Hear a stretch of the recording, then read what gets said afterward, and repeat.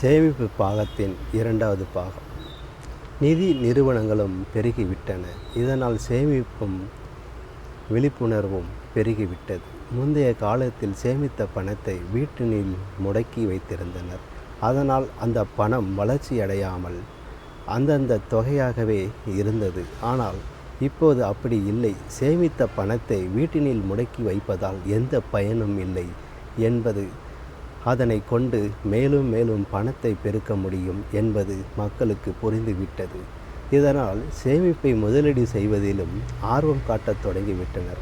முதலீடு என்பதில் தங்கத்தில் இருக்கலாம், நிலத்தில் இருக்கலாம், அல்லது தொழிலில் இருக்கலாம். ஆனால் இவை எல்லாம் எல்லோருக்கும் வாய்ப்பாக அமைவதில்லை. இந்த நிலையில் நிதி நிறுவனங்களில் சேமிப்பை தொடங்குவதும் பலருக்கும் எளிதாக உள்ளது.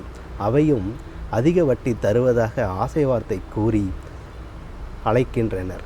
சிறுக சிறுக சேமிக்கும் தாய்மார்களுக்கும் பணி நிறைவு பெற்று ஒரு கணிசமான தொகையை பெறும் பணியாளர்களுக்கும் இவை பிரசாதமாக தெரிகின்றன. இதனால் நம்பகத்தன்மையோடு இவற்றை நாடுகின்றனர். ஆனால் அரசுடைமை வங்கிகள் தரும் வட்டியை விட தனியார் நிதி நிறுவனங்கள் கூடுதலாக எப்படி வட்டி தர முடியும் என்பதை யோசிக்க மறந்து விடுகின்றனர். கூடுதலாக வட்டி கிடைக்கும் என்ற ஆர்வத்தில் எல்லோரும் போய் செல்கின்றனர்.